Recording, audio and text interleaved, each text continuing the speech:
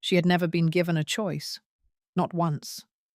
What to eat, when to speak, who to marry, what she was worth. All of it decided by a man who saw her as labor, not a daughter. And then a stranger on a mountain porch said something so simple it shattered her whole world. "You're free to leave whenever you like." She didn't leave, not because she had nowhere to go, but because for the first time in her life, staying was her decision. This channel is built on the stories that remind us what really matters.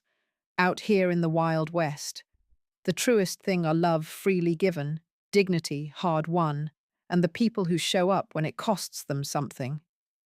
The lesson: real freedom isn't just the ability to leave, it's finally having somewhere you choose to stay.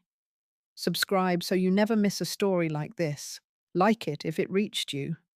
Share it. And drop your city in the comments. I want to know how far Mary's story travels. This content was carefully researched, developed, and manually edited by our team to deliver meaningful stories with valuable life lessons. Every narrative is crafted to entertain, inspire, and empower our audience. Thank you for being part of our community. Her father, Hank, slapped his hand on the porch table. He poured 2 glasses of whiskey, never once looking her way. He said, "She is strong and does not talk much. You will not have any trouble with her." He talked about her like she was a mule he was selling. The stranger, a mountain man named Elias Boone, just watched him. Elias didn't reach for the drink. He kept his eyes on Hank. "Did she agree to this?" he asked. Hank just scoffed, saying she does not need to agree. She needs to be gone. "I am asking if you got her consent," Elias said again, his voice low and steady. Hank's face got tight. "Mister, I am offering you a good deal. 3 horses, supplies, and a woman who will work hard. Do you want it or not?" Elias was quiet for a bit. Then he turned his head real slow and looked straight at Mary. She froze. Nobody had looked at her like that, like she was a real person with a story in her eyes, in a long, long time. "Ma'am," he said, his voice quiet and full of respect. Her father jumped in, saying she is just shy. Elias kept his eyes on Mary. "I was not asking you," he said. That quiet sentence hit the porch like a crack of thunder. Elias looked at Mary again. "Ma'am," he asked, "do you want to go with me?" Her whole world seemed to shrink to that one question. She looked at her father, at the rundown ranch, and then at this stranger who was asking for her opinion. "Does it matter?" she whispered, her voice cracking. "It matters to me," he said. Hank slammed his glass down. "The deal is done, Boone." Elias stood up, and he was a whole lot taller than her father. He looked at Hank, his face hard to read. "I will take the deal," he said. "But I am not buying a person. I am offering one a choice." They set out the next morning. Everything Mary owned in her 26 years fit in one small canvas bag. Elias loaded the supplies on the pack horses with no wasted movement. He was a man who knew you didn't survive in the mountains by talking. Mary got on the mare he had for her, and they rode north. She did not ask where they were going. She had learned long ago that asking questions just caused problems. They rode past the old mill and the church where the preacher once told her father she would have to find her purpose in serving others. It was a nice way of saying no man would ever marry her. She felt numb riding away from the only home she had ever known. After a few hours, Elias stopped by a creek. "Water the horses," he said. Then he asked if she was hungry. Mary shook her head. He studied her for a moment, then pulled some jerky from his bag. He took a piece for himself and set the rest on a rock near her without saying another word. At the ranch, she always ate last if there was anything left at all. She picked up the jerky and ate it slowly, watching him. "How far is your place?" she asked. He said it was a 2-day ride up into the mountains. He told her it gets cold up there. "I do not mind the cold," she said. He looked at her then, and it seemed like he understood. He told her about his cabin, how he built most of it by himself. "I have been alone for a long time, ma'am," he said. Mary understood that feeling better than most. A person can be lonely even in a house full of people. That evening, he made camp in a clearing. He built a fire and laid out 2 bedrolls, one for him and one for her, with a good bit of space between them. She watched his large, scarred hands as he worked. They looked like they could be both strong and gentle. "You can sleep there," he said, nodding to her bedroll. "I will take the first watch." "What are you watching for?" she asked. "Mountain cats," he said, "but mostly nothing." She lay down, smelling the wood smoke and cedar from the blankets. "Elias," she said, testing his name. "Why did you take me?" He poked at the fire with a stick, thinking for a long while. "I needed help, that is true. But when I saw you standing there, well, I have seen animals that have been treated badly. I know what it looks like when something alive has been taught that it is worthless." Mary felt a tightness in her chest. "You are not worthless, ma'am," he said softly. "Whatever he told you, it is not the truth." She turned her back to the fire, not wanting him to see her face. "You do not know me," she said. "No, ma'am, I do not," he agreed, "but I know what I saw." For the first time in years, Mary felt a flicker of something she thought was long dead. She felt safe. They got to his homestead the next afternoon. It was a small cabin against a granite cliff, with a creek nearby and a meadow stretching out in front. "It is not much," Elias said from behind her. "It is yours," she replied. He shook his head. "It is ours if you decide to stay." "I meant what I said. You are free to go any time you want. I will give you a horse and supplies and point you toward any town you want to go to." Mary just stared at him. "Why?" she asked. "Because that is how it ought to be," he said. "That is not how anything works," she told him. He looked at her, his eyes serious. Then maybe it is time it did. She had spent her whole life being treated like property, and this man had just given her a choice. Elias never told her she had to stay. He just told her she could leave, which was something no one had ever said to her before. She took her bag and walked with him to the small cabin. Her first week there was all about quiet work. Elias gave her the bedroom and took the front room for himself. Each day he was up before sunrise. By the time Mary came out, coffee was already on the stove. He never told her to cook or clean. He just showed her what needed doing around the place, from the fences to the garden, and let her pick her tasks. She did everything, not to make a good impression, but because hard work was the only language she truly knew. On the 4th day, he was fixing a rotted corral post. She walked over and said, "I can hold that for you." He nodded, and they worked side by side for an hour without a word. When they finished, he stepped back and looked at their work. He said, "That is solid. I can tell you have done this kind of work before." It was just a simple observation, but the way he said it made her feel seen. On the 6th day, she was out checking the traps. Suddenly, she heard horses coming fast from the south. She grabbed the rifle Elias had told her to carry and hid behind a big rock. 2 rough-looking men on horseback appeared. One had a rope on his saddle, the other a shotgun. They stopped at the creek, and one pointed toward the meadow where Elias kept his cattle. Mary's heart started pounding. A new feeling, born from the clean mountain air, told her not to run. She stood up and aimed the rifle with steady hands. "This is private property," she said loud and clear. "Y'all are trespassing." The man with the shotgun just laughed. He said, "Well, now, listen to this little farm girl trying to act tough. I am not trying to act like anything. Turn your horses around." She pulled back the hammer on the rifle, and the click was loud in the quiet air. The men looked at each other, and the laughter was gone. The one with the rope spat on the ground. "This place belongs to Boone," she answered. "It is my place, too." After a long, tense moment, the shotgun rider turned his horse. "This is not worth the trouble," he mumbled. They rode off without another glance. Mary stayed right there until the sound of their horses disappeared completely. Only then did her hands begin to shake. When she got back, Elias was chopping wood. He took one look at her face and put his axe down. "What is it?" she told him about the 2 riders eyeing his cattle. "Did they bother you?" "No, I made them leave." He just stared at her. "You made them leave?" She explained that she had the rifle. They tried to be threatening, but it did not work. Elias was silent for a bit. Then he did something that surprised her. He smiled.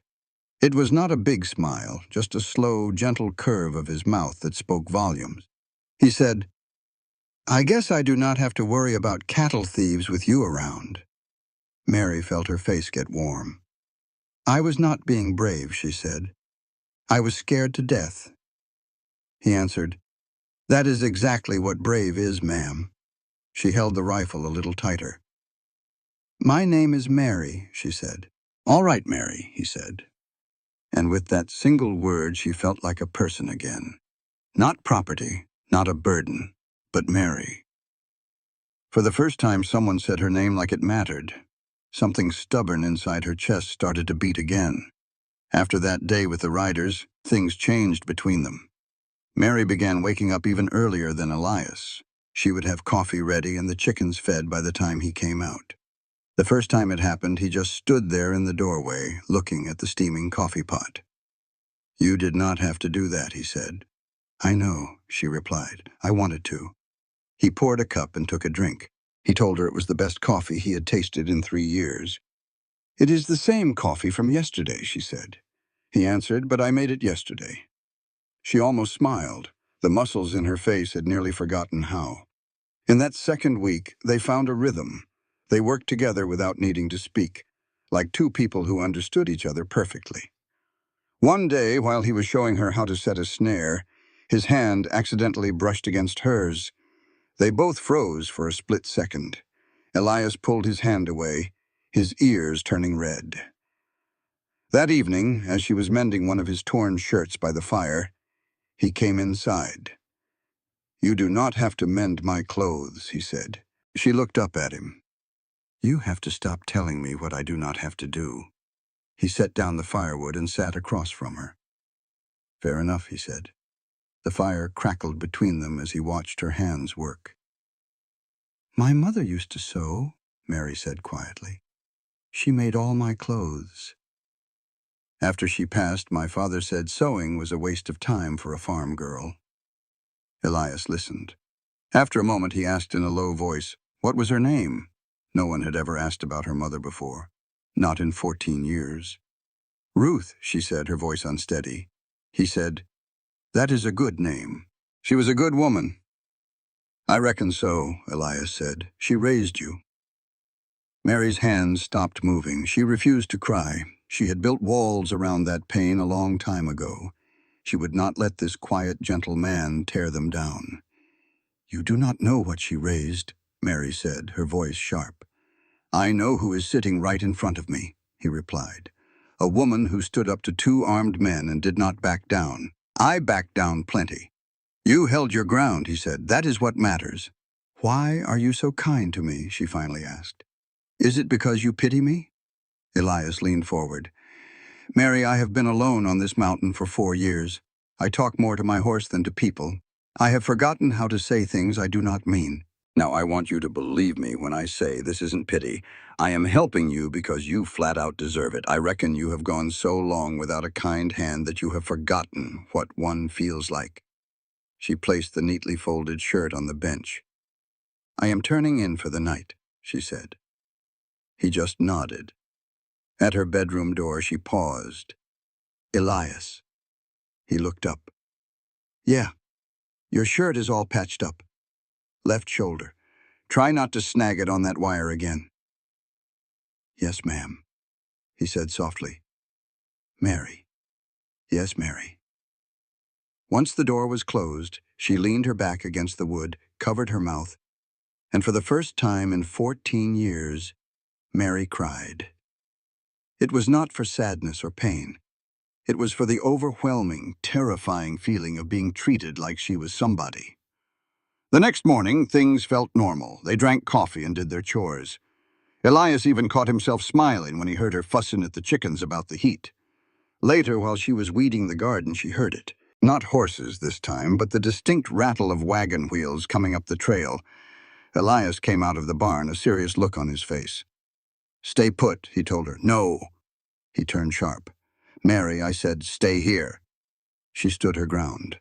Whatever is coming, I am standing right here with you." He studied her for a moment, then gave a firm nod. He went inside and came back out with 2 rifles, handing one to her without a single word.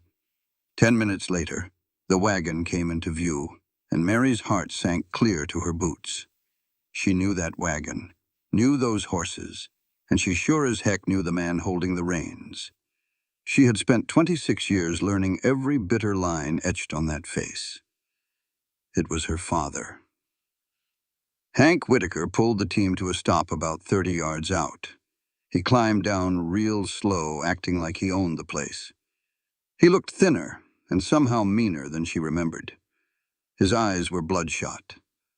On the wagon seat sat a young fellow she had never seen before, clean-shaven, with a marshal's badge pinned to his vest. "Well now," Hank said, spreading his arms wide. "There she is." Elias took a step forward, not looking for a fight, just making his presence known.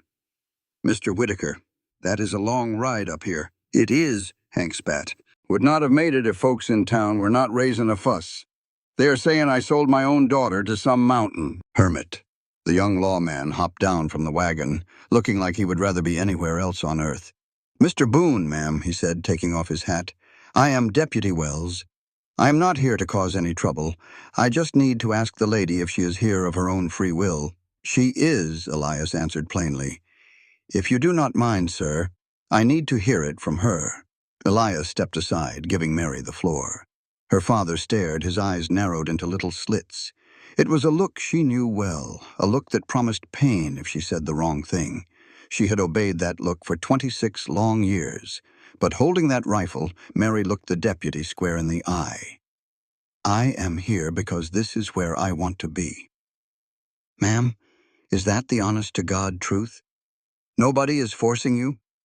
The only man who ever forced me to do anything is standing right behind you." The air crackled. Hank's face twisted with rage.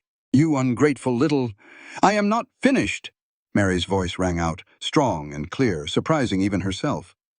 "My father traded me away like I was a head of cattle. He never once asked what I wanted. In my whole life, he never asked me anything except if my chores were done." Deputy Wells's eyes went wide. "Mr. Boone, on the other hand, asked me if I wanted to come here. He told me I could leave whenever I pleased. He gave me my own room and my own work. He has never laid a hand on me or even raised his voice. In 2 weeks, he has shown me more respect than my father has in my entire life." A heavy silence fell.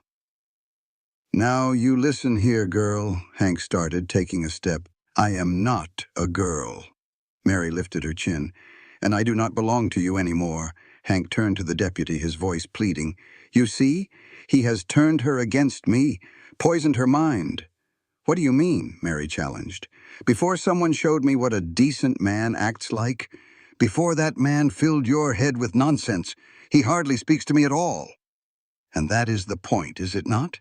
He does not have to say a word for me to feel safer here than I ever did in your house." That hit Hank like a punch. He took another step, his fist clenched. But Elias moved like a shadow, placing himself between them. "That is far enough," Elias said, his voice low and final. "Are you threatening me, Boone?" "No, sir. I am just telling you where the line is drawn." The deputy cleared his throat. "Mr. Whitaker, the lady said she's here by choice. That is all I needed to know. I reckon our business here is done." Hank stood there, shaking with fury. He looked at Mary as if she were a complete stranger. And maybe she was. The woman holding a rifle on that mountain with steel in her voice was not someone he had ever allowed to exist. "You will live to regret this," Hank snarled. "Maybe so," Mary replied, "but I will regret it as a free woman." Her father climbed back onto the wagon and left without another glance. The deputy tipped his hat. "Ma'am, Mr. Boone, my apologies for the trouble." "No need," Elias said. "You were just doing your job." As the wagon disappeared, Mary's legs gave out. Elias caught her arm, his grip firm and steady, just keeping her upright. "Easy now," he said. "I cannot believe I did that." "I can," he said simply. "My hands are shaking. I know he will be back to cause trouble. Elias looked down at her, his hand still on her arm. "Let him," he said. Mary looked up at him, this close. She could see the fine lines around his eyes and the old scar on his jaw. "You let me speak for myself," she said quietly. "It was not my place to speak for you. Most men would have. I am not most men." "No," she whispered. "You surely are not." She straightened up and his hand fell away from her arm. "I ought to go check the traps," she said. "I will come with you." "You do not have to." He picked up his rifle. "I want to." They walked along the creek, not saying a word, just moving together like two people who had finally found they were headed in the same direction. That night, Mary sat on the porch steps, staring up at the stars. The sky seemed bigger up here, closer. Elias came and sat beside her, not too close, but closer than he had before. "I never did thank you," she said. "For what?" "For not giving me back to him. I never bought you to begin with. You know what I mean." "I do," he said, "and you do not owe me any thanks. A person has a right to stay where they choose. That is not a favor. That is a right." She pulled her knees to her chest. "Can I ask you something personal?" "You can always ask." "Does not mean I will answer. Why are you all alone up here? A man like you could have had a family down in town." Elias was quiet for a good long while, and Mary figured she had finally crossed a line. "I had a wife once," he said, his voice soft. "Her name was Elizabeth. She died 6 years back. Cholera took her and our little boy within a week of each other. The boy was only 3. Mary felt the air leave her lungs. I buried them both down in the valley. I sat by their graves for 2 days. Then I got on my horse, rode up here, and built this place. Have not been back down since, except to trade supplies." "Elias, I am so sorry." "Do not be," he said. "I am not telling you for pity. I am telling you because you asked, and because I think you know what it is like to lose everything you have and find a way to keep on living." Mary's eyes started to burn. "I did not lose everything," she whispered into her knees. "I never had anything to lose in the first place." "That is not true." "It is." "No." His voice was gentle but firm as bedrock. "You had yourself. And you had the will to get up every—" Elias told her she was brave, even when she did not feel it. Mary looked up, her face wet with tears but her eyes shining. "You see too much," she whispered. "I just see what is there," he replied. "Please stop. If you keep on, I might start believing you." Elias watched her, as patient as the mountain. "I figure that is when you find out what happens next." Mary wiped her face and stood. "Good night, Elias." He stayed on the porch as she went inside, watching the stars turn. Something in the air had shifted, a feeling that these two souls belonged here, safe from the world. But the world was not finished with them. 3 days later, Mary was hanging laundry when she saw 4 riders on the ridge. They moved like lawmen, not outlaws. The lead rider had a badge. Beside him, sitting tall and straight, was Sheriff Caldwell himself. Mary dropped the laundry and ran for the barn. "Elias." He came out, saw her face, and looked where she pointed. He did not reach for a gun or curse his luck. He just looked at Mary with those steady eyes and said the 3 words that changed everything. "We stand together." She grabbed her rifle from the porch rail and stood beside him, not a step behind. The riders stopped 20 yards away. Sheriff Caldwell, a big man with a face like granite, looked down from his horse. 2 deputies were with him. A 4th man lingered by the trees. When Mary saw who it was, her blood ran cold. It was her father, Hank Whitaker, watching like a man waiting for a fire he had lit to finally explode. "Elias Boone," Sheriff Caldwell said, his voice a low rumble. It was a clear message, a man on a horse looking down on a man on the ground. "Sheriff," Elias answered, his voice even. His rifle was pointed at the ground. "Looks like you brought trouble with you." The sheriff's jaw clenched. "Do not get clever, Boone. Hank Whitaker filed a complaint. He claims you took his daughter with false promises and are holding her here." "That is a lie. Mary said, her voice sharp. Caldwell barely glanced at her. Ma'am, I will speak with you in a moment. You will speak with me now. Mary stepped forward. I told your deputy I am here because I choose to be. My father heard me say it. Your father says different. My father is a liar and a drunk. From the trees, Hank shouted. You see, he has turned her against me. Those are his words coming from her mouth. Mary gripped her rifle tighter. These have always been my words. You just never cared to listen. The sheriff held up a hand. Enough. He looked straight at Elias. Boone, tell me true. Did any money or goods change hands for this woman? Elias met his gaze. Hank Whitaker offered a trade. He wanted work done in exchange for supplies and his daughter's help. I took the supplies. I told Mary in front of her father that she had a choice. She chose to stay. That is not how a trade works, Caldwell snapped. I do not own people, Sheriff. Nobody said own, but there are laws about a young woman living with a man she is not married to. It is about appearances. Mary's voice cut in. You rode 4 hours up a mountain for appearances? The sheriff's face turned red. I rode here because your father got a judge involved, and that judge sent me to sort this out. We can do this the easy way or the hard way. What is the hard way? Elias asked. The hard way is me taking you to town in irons for the judge to decide. Elias did not flinch. On what charge? Unlawful cohabitation, possible abduction. Depends on what your father convinces the judge of. She just told you there was no abduction.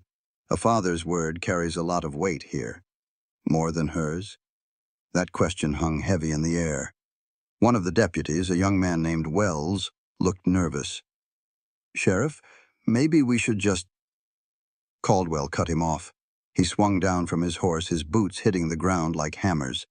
Boone, I have known you 10 years. You are a good man. But the law is the law. You are going to ride back to town with me. We will all stand before Judge Harmon, and he will decide what is what. And if I say no, then my boys put you in chains. Elias looked at Mary. It was not a look of fear, but a question. It was her choice. I will go, Elias said. No, Mary cried, grabbing his arm. Mary, he said, his voice quiet and steady. If I fight, I prove their story is true. If I go, I prove mine. And if the judge sides with my father, then you ride away. You will be free. I do not want to be free without you, she said, the words tumbling out. Something deep in Elias's eyes shifted. He gently took the rifle from her hands. Keep the homestead safe. I will be back. Do you promise? He said nothing. Elias Boone never made a promise he was not certain he could keep. He handed his rifle to the sheriff and mounted his horse. As they rode away, her father passed last. He looked right at her, and he was smiling. The smile of a man who had won. That satisfied smile broke something inside Mary. He still had control. After everything, he still won. She stood on that porch until the dust settled, her heart pounding in her ears. Then she walked inside and sat at the table. She was not grieving, and she was done with panic. She was thinking. She thought like a woman who had been underestimated her entire life. She finally understood that being underestimated was a weapon. Her father expected her to wait, to be the dutiful daughter while men decided her fate. But that was the old Mary. The new Mary took her mother's Bible, put it in her saddlebag, and got on her horse. She rode for town, taking the mountain paths Elias had shown her, paths that cut 2 hours off the main road. She was going to write her own ending to this story. Have you ever been treated so poorly you felt more like property than a person? This is the story of Mary Whitaker, a woman who decided she had enough. She rode into a town that had written her off, her jaw set for a fight. She was covered in trail dust, but filled with purpose. When old Mrs. Garrett saw her and tried to stop her, Mary just kept on walking. I do not care what my father said, she told her. This was her day, and her story reminds us that you have to be the one to speak your own truth. The courthouse was waiting. Caldwell's men were already there, but Mary was not about to back down. The courtroom was packed with all the folks who had ever whispered about her. Elias Boone was there, stuck between 2 deputies. When he saw Mary walk in, a weight seemed to lift right off his shoulders. Her father, Hank, was on the other side, his face turning sour. "What is she doing here?" he barked. The judge, a fair man named Harmon, peered over his spectacles. "I reckon this matter concerns her," he said, dry as a bone. He told Mary to take a seat, but she stood her ground. "I would rather stand, Your Honor." A hush fell over that room. A woman did not talk back like that. The judge heard from Elias first, who told the story straight. No, he had not laid a hand on her. Yes, she was free to go any time she pleased. That is when her father jumped up, yelling that she was just a simple girl who did not know any better. But Mary's voice cut through all that noise, clear as a bell. "I am not simple," she said, "and I am not a girl. I am 26 years old. I can read, I can write, I can shoot, and I can sure as heck speak for myself." You could have heard a pin drop in that dusty room. With every eye on her, Mary laid it all bare. She told them how her father traded her for 3 horses, describing her just like livestock. She spoke of 14 long years of being nothing more than labor, told every single day she was a useless burden. "Mr. Boone is the first person who ever asked me what I wanted," she said, her voice shaking but strong. "He has treated me with more dignity in 3 weeks than my own father has in my entire life." She looked straight at Hank. "You are not here because you care. You are here because I stopped being afraid of you." Hank called her a liar. But then Mary delivered the final blow. "Any real father," she said quietly, "would have at least said her name." The room went dead silent. "You never once called me Mary." And everyone in that room knew, right down to their bones, that she was telling the gospel truth. Judge Harmon took off his glasses and polished them real slow. He looked straight at Hank. "Mr. Whitaker, did you or did you not trade your daughter for goods?" Hank stammered something about it being for her own good. The judge cut him right off. "It appears the only thing she needed was for someone to ask what she needed. And it seems Mr. Boone was the only one who did." The judge slammed his gavel down. "Complaint dismissed. And if you bother this woman again, I will see you back in this court for harassment." Just like that, it was over. Elias crossed the room and stood right there in front of her. The fight had gone out of Mary, leaving her shaking. "You came," he said, his voice soft.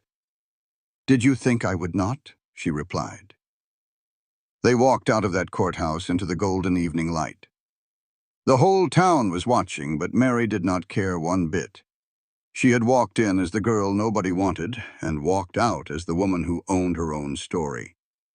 They got to the horses, ready to leave all the whispers far behind them. They made camp that night, and the air between them felt different, full of things unspoken. As she held her mother's old Bible by the fire, Elias spoke. "She would have been proud of you today." Mary looked at him across the flames. "How do you know?" she asked. "Because I am," he said simply. That was all it took. She held the book to her chest. "Elias," she said, "when we get back home, I do not want my own room anymore." Across the crackling fire, Elias finally gave her a full, real smile. "All right," he said. And that one word was a promise that held the weight of a whole new life. Her face. The weight of 26 years of silence was finally gone. She had spoken her piece. She had been heard. She had made her own choice. And the man who had only ever wanted her to be herself was sitting just 3 feet away, a steady presence through the long night. Home, she thought. The word didn't feel like a cage anymore. It felt like a new beginning. The ride back to the homestead was quiet.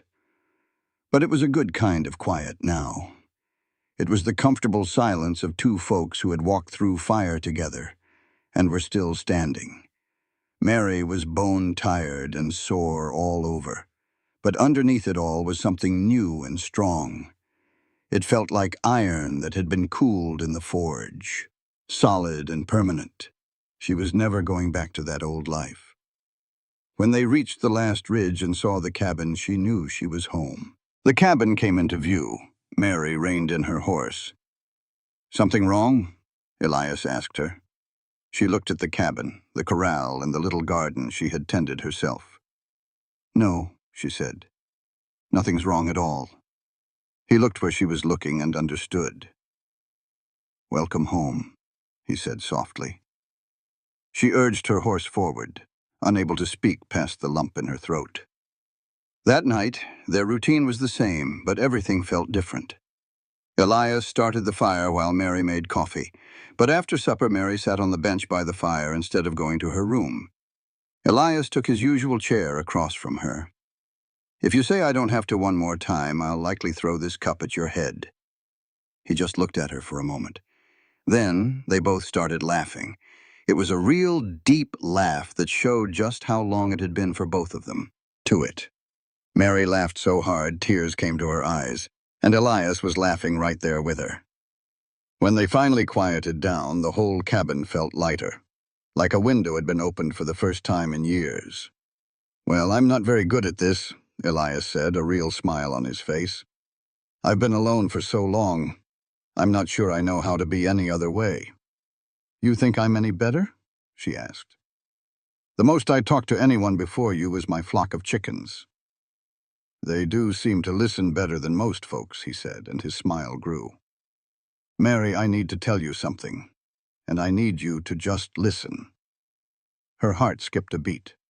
"All right." "When your father brought you here," he began, "and talked about you like you were some old piece of furniture, I wanted to hit him. I wanted to break his jaw right then and there." Mary just stared at him. "I didn't take his deal 'cause I needed help. I could have hired a man for that. I took it because I looked at you, and I saw that the person inside you was fading away in that house. The real you was just about gone, and it seemed like nobody else was going to notice." Elias leaned forward, his hands clasped tight. "I told myself I was just being a decent man. But the whole truth is, when I saw you standing there, something inside me that had been gone for 6 long years woke up." The fire popped, and Mary's heart was beating in her throat. "I'm not asking for a thing," he said, his voice low. "I'm not expecting anything. But I'm done pretending I brought you up here just to mend my fences." Mary looked down at her own hands. They were rough with calluses from weeks of hard work. These weren't the same hands that had hung useless at her sides in her father's yard. These hands had held a rifle and worked the land. "I don't know how to do this," she whispered. "No one ever taught me." "Nobody taught me either," he said. That was the first time he spoke his wife's name since that night on the porch. Mary heard the hurt in it, the love that was still there. It wasn't fighting what was growing between them, but it was there, like an old scar that shows a wound is healed for good. "Tell me about her," Mary said, real soft. Elias blinked. "What?" "Elizabeth," she said. "Tell me about Elizabeth." Most folks would be scared to ask a thing like that, but they were two people who'd been broke to pieces, trying to see if their jagged edges might just fit together. "She was a little thing," Elias said. "Barely reached my shoulder, but she had a voice that could halt a stampede. Strongest woman I ever knew." "Until you," he added. Mary felt her cheeks get warm. "She loved wildflowers," he went on. "Tucked 'em in books on every shelf. When she got sick, she made me promise I wouldn't stop living.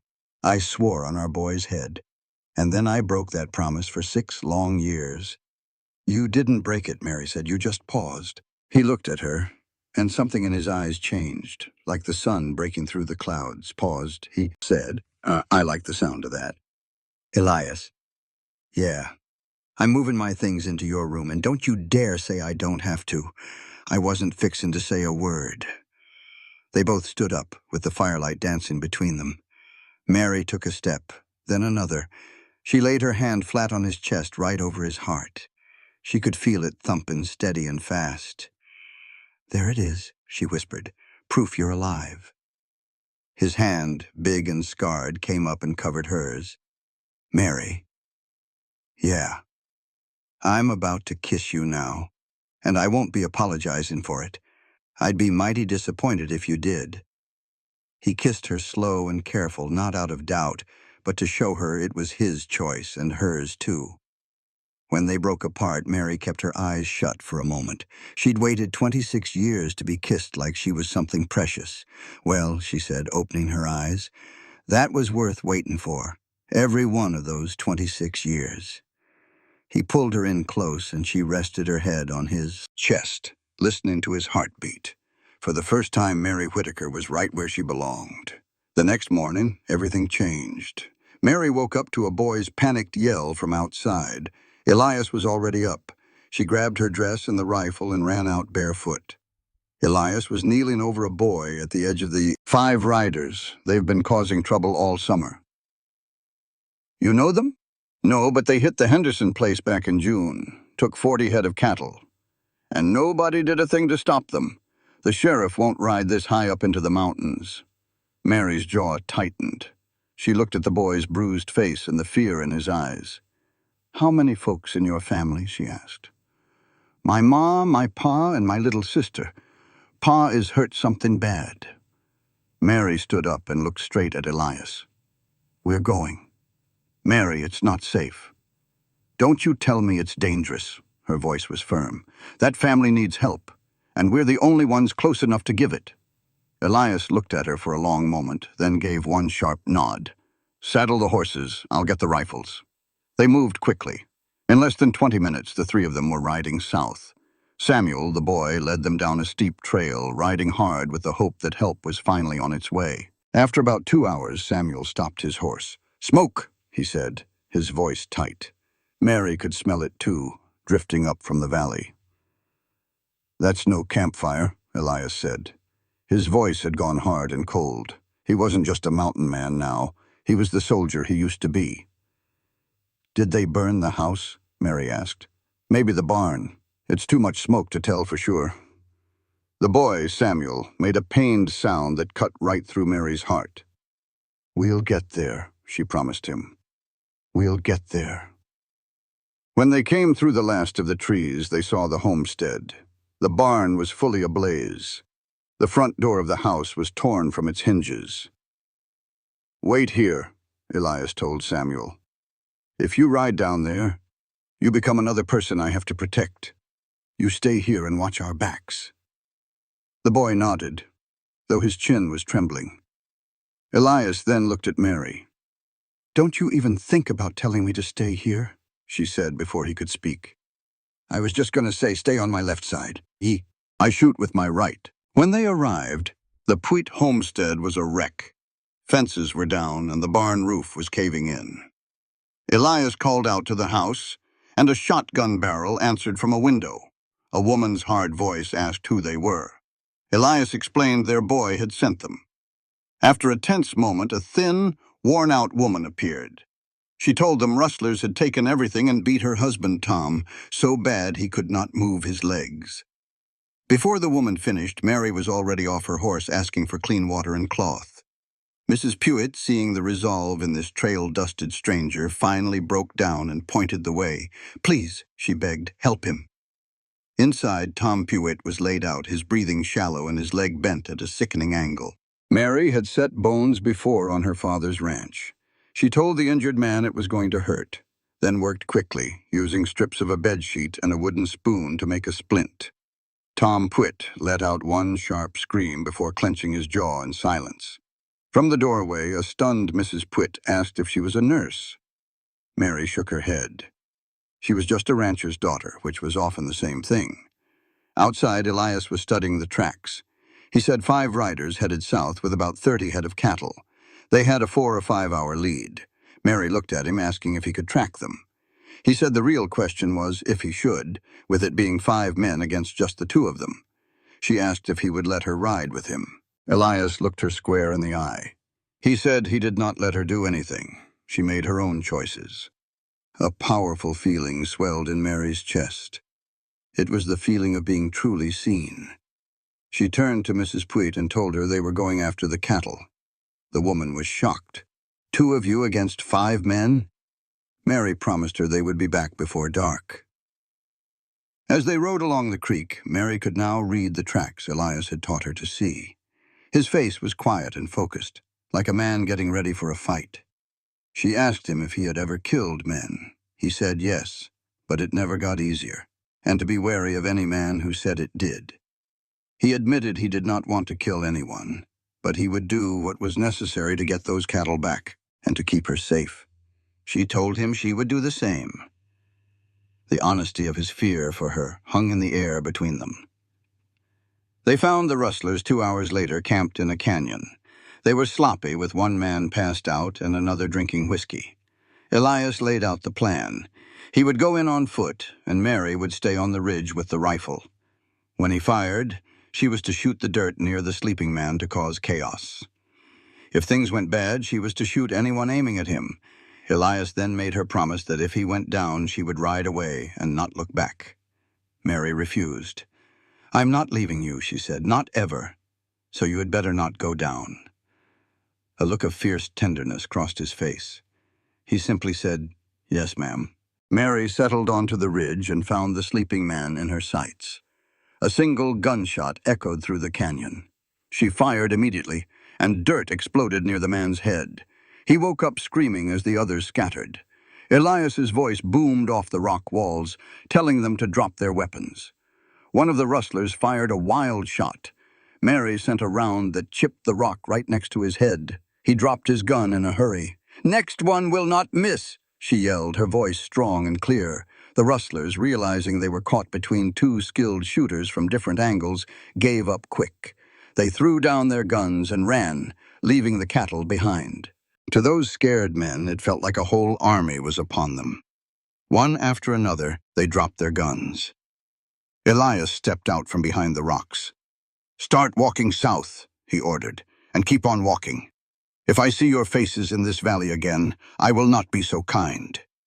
They stumbled away, 5 men sent running by 2, because those 2 had something real to fight for. And the 5 had nothing but stolen cattle and bad whiskey. Mary stayed up on the ridge, her hands starting to shake only after they were gone. When she finally climbed down, Elias was already gathering the herd. "You shot at a man's head," he said, breathing hard.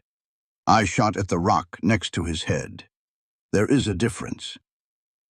He walked over, took the rifle from her trembling hands, and pulled her into a hug so tight she could feel his heart beating.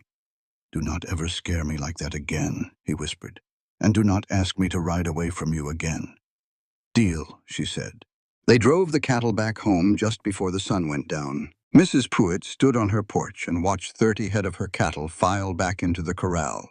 Then she just sat right down on the steps and wept. Her son Samuel ran out, a wide grin splitting his bruised face as he counted every animal. "They are all here," he yelled. Mrs. Pruitt stood up and looked at Mary and Elias with a gratitude that was deeper than words. "Neighbors," she said, as if trying out the word. "We have neighbors." That word settled over Mary like a warm blanket. She had never been called a neighbor, never been included in a word that meant you belong somewhere. They stayed until Tom was resting, Samuel was calm, and Mrs. Pruitt had a loaded gun nearby. "You come back now, you hear?" Mrs. Pruitt said, gripping Mary's hand. "Not because you owe us a thing. Come back because I would sure like a friend." Mary could not speak, so she just nodded. They rode home in the quiet dark, the stars lighting up the sky. The horses knew the way, and Elias and Mary rode so close their knees almost brushed. They were tired clean through to the bone. "Elias," Mary said, "we did a good thing today." "Yes, we did. I have not done many good things in my life, not things that mattered to someone else." "That is not true," he said softly. "You matter to me. That is a good thing that happens every single day." She reached over and took his hand, and he laced his fingers through hers. They rode the rest of the way home like that. When they got to the cabin, Mary went inside to start a fire and put the coffee on. She looked around the small room she had come to 3 weeks ago with nothing. Now it was theirs. She heard his boots on the porch. and he came in smelling of horse and gunpowder and the night air. She poured 2 cups, and they sat shoulder to shoulder by the fire, too tired for much talking. "Elias," she said, her voice clear and steady, "I love you." She said it like a simple fact that had been tested and proven true. Elias set his cup down and turned, taking her face in his scarred, gentle hands. "I love you, Mary," he said. "I have been loving you since I first saw you standing by that fence." 3 weeks turned into 3 months. Every morning, Mary woke up next to Elias and took a moment to remember that this was her life now. The cabin smelled of coffee and wood smoke, not fear. The sounds were the wind in the trees and the creek outside, not her father's angry footsteps. Some mornings the gratitude felt so strong it was like an ache in her chest. On this particular morning, she woke up to find Elias already on the porch, staring south. "What is it?" she asked. "Rider coming." Mary's stomach went tight, and her hand went to the rifle by the door. It was pure habit now. "Easy," Elias said. "One rider moving slow, that is not trouble." "The last time a lone rider came, it was a deputy with my father right behind him." "Fair point," he said. "But this one is coming from the Puits trail." It was Samuel. The boy looked taller, and the bruises on his face were long gone, replaced by a healthy sunburn. He rode up with a big grin. "Morning, Miss Mary. Mr. Boone." "Samuel," Mary said, leaning on the porch rail. "Does your mother know you are out here alone?" "She sent me. I have a message for you." He handed her a folded piece of paper. Mary read it once, then read it again, and her hand began to shake. "What is it?" Elias asked. Mary looked at him, her eyes wide. "My father is dead." The words hung in the quiet mountain air. "When?" Elias asked. 3 days ago. His heart gave out. The letter says the hired hands found him alone in the house." Samuel shifted uncomfortably on his horse. "Should I go, Miss Mary?" the boy asked. "No, Samuel. Stay a minute. There are biscuits inside." The boy went in, and Mary stood on the porch, staring at nothing. Elias waited. He knew she needed silence before she could find her words. "I do not feel anything," she said at last. "And that is all right." "No, it is not. He was my father. I should feel something." "Says who?" Elias asked gently. "Everyone will whisper that his own daughter did not even come to the funeral." "Is that what you want? To go?" "No," she said. "I want to feel something real, not what I'm supposed to feel." "Then what do you feel?" She thought about it honestly. "Free," she said. "I feel free, and I hate myself for it." Elias took her hands. "For 26 years, Mary, that man treated you like property. You do not owe him grief. You do not owe him a single tear. The fact that you are even worried about what you should feel proves you have more heart for him than he ever had for you." Her jaw was tight. She pressed a hand to her mouth. "He died alone," she whispered. "He chose that," Elias said, his voice firm but kind. "Every time he pushed you away, every time he made you feel worthless, he chose to be alone. You did not do this to him. Then why does it hurt so much?" "Because you are a good person," he said. "And good people hurt, even for folks who do not deserve it." And then she finally broke. She cried not for the man who had died, but for the father she had always wanted and never had. Elias just held her, steady as the mountain beneath them, letting her feel all of it. When she was done, she wiped her face on her sleeve. "I want to go down to the town," she said. "Not for the funeral. I want to visit my mother's grave. It has been years." "There is something else," she told Elias. "The ranch is now mine. Mrs. Garrett said the lawyer has the papers." Elias's face did not change, but she could feel his thoughts. He was thinking about the new life she could have without him. "Stop," she said. "You did not have to say a word. I can hear you thinking." She placed her hand on his chest. "I am going back to settle things, and then I am coming home. To you." He asked if she wanted him to come with her. "I want you to always come with me," she replied. 2 days later, they rode down from the mountain, leaving young Samuel in charge.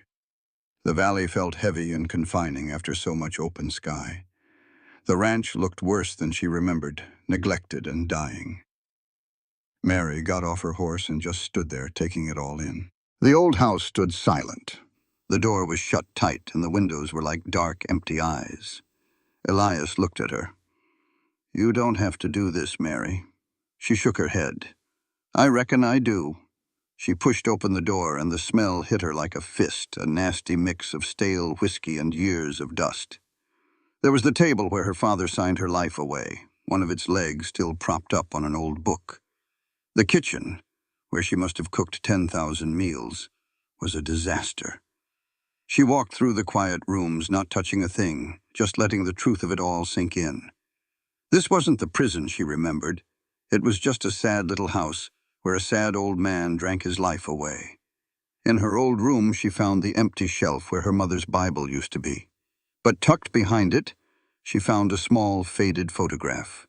It was her mother, Ruth, smiling a real smile, holding a baby Mary in her arms.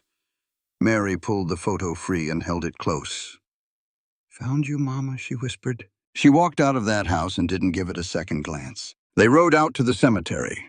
Her mother's grave was covered in weeds, the name on the wooden marker nearly worn away by time. Mary got on her knees and cleared it all away with her bare hands. She laid her palm flat on the cool earth. "I'm all right, Mama. I found a good man. You'd like him. He's quiet, and he sees me for who I am." She placed a single wildflower on the soil, one she'd picked on the way here. "I'm going to get you a proper headstone," she promised, "one with your name on it. Ruth, just Ruth." When she stood up, Elias was standing about 10 feet back, holding his hat, his head bowed. He looked up. "Ready?" she asked. He nodded. "Almost. One last stop." The lawyer, a man named Prescott, had an office over the general store. He was a small fellow with ink on his fingers and glasses thick as bottle bottoms.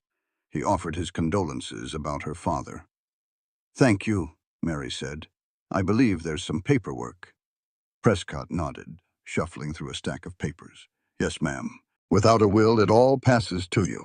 The ranch is now yours," he explained. 40 acres, the house, what's left of the livestock. I'll be honest, it's in poor shape." Mary just nodded. "I know." "So," the lawyer asked, "what do you aim to do with it?" Mary looked over at Elias. He stood by the door, quiet, letting her make the call. "Sell it," Mary said, her voice clear as a bell.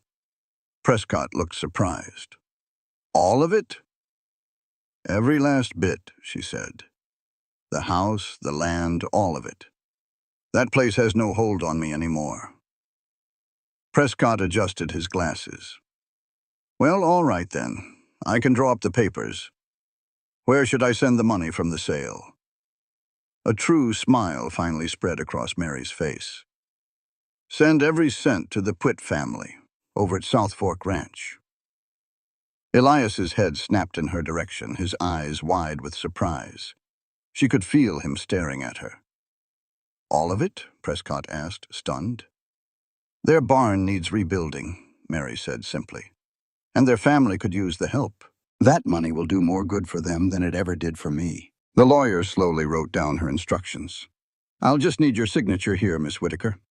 "It's Mrs. Boone," Mary said, the words feeling right as they left her lips. She felt Elias go perfectly still behind her. Prescott blinked. "I'm sorry?"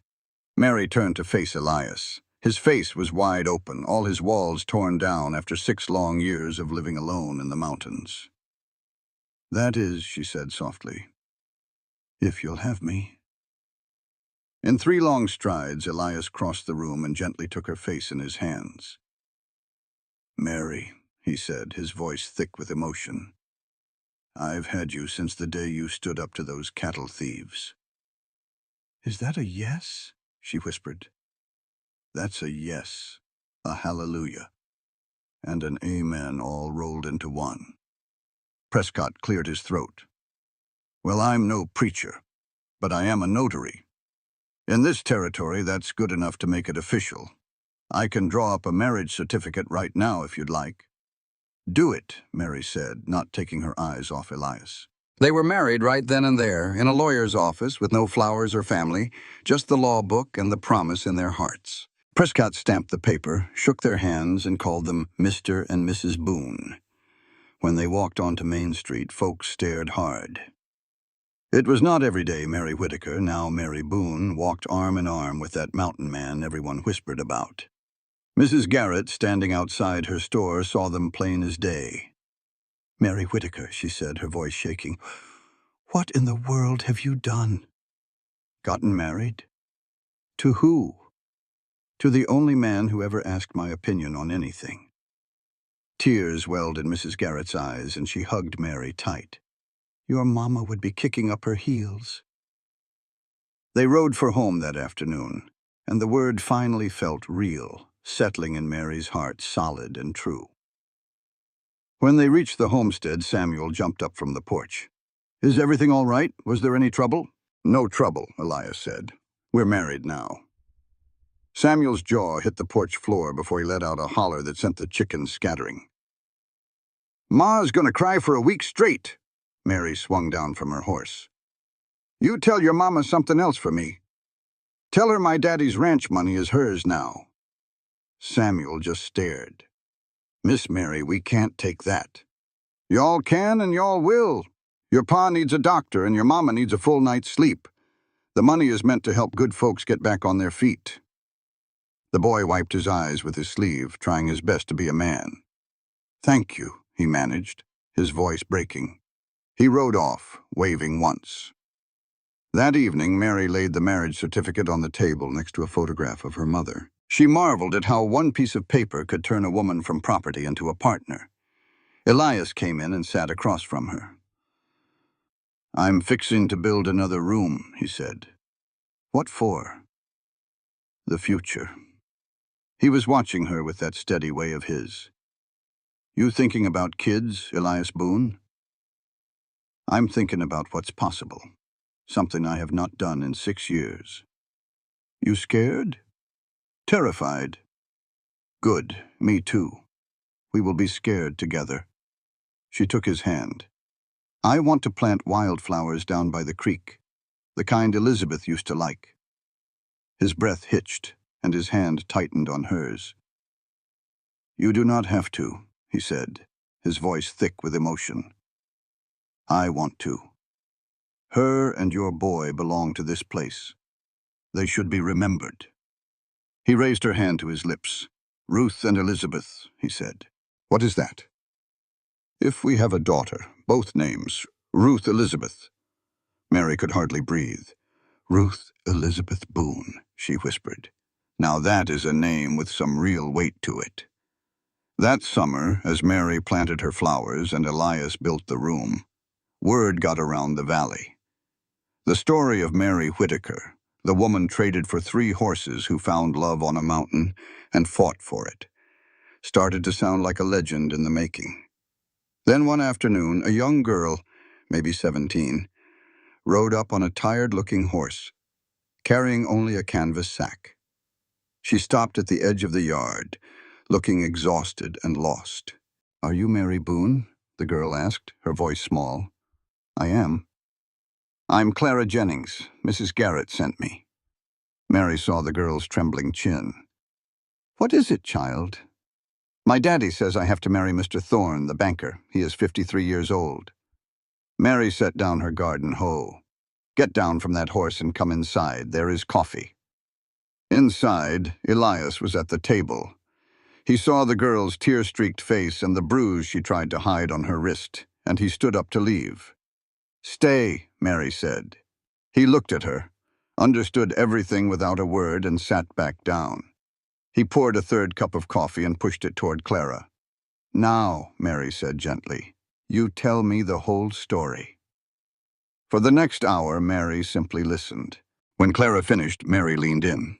"All right, here is the plan. You will stay here tonight. Tomorrow I will ride to town and have a word with your daddy. And if he will not listen, Judge Harmon will." "My daddy will not listen." "Then the judge will. The truth won for me in his courtroom, and it will win for you too." Clara's eyes filled with tears. "Mrs. Garrett said you were brave." "I was not brave. I just decided to stop being quiet." Elias spoke then, his voice firm.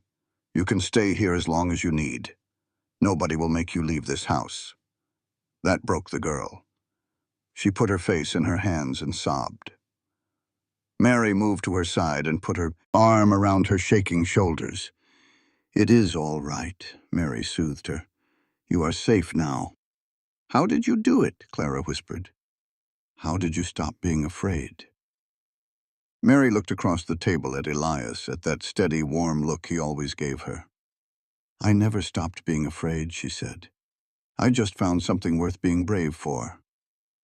Later that night, after Clara was asleep in the new room, Mary and Elias stood on the porch. He wrapped an arm around her. "Reckon we're going to be taking in strays from now on," he said, more a statement than a question. "We are not strays, Elias. We are just folks who got lost for a spell and found the right path home." She smiled, leaning into him. "I used to think God had forgotten all about me. Now I think he was just waiting for me to find you." Mary Boone leaned against her husband on the porch of their cabin, high above the town of Timberline. The wind whispered through the trees, and a coyote called out in the darkness, answered by another. She was home. Down in the valley, folks who'd looked right through her for 26 years were finally starting to speak her name with respect. A little girl was sleeping safely inside in a home built on hope. The stars burned brightly overhead, so big and beautiful they made all the cruelty she had ever known seem small and far away. She had been treated like a piece of property, called worthless and cast aside. But she had taken every last bit of that pain and spun it into a life so full of love and purpose that it was a wonder to behold. No one would ever own her again. Mary Boone, stronger than she ever knew, was finally completely free. And her story was just getting started.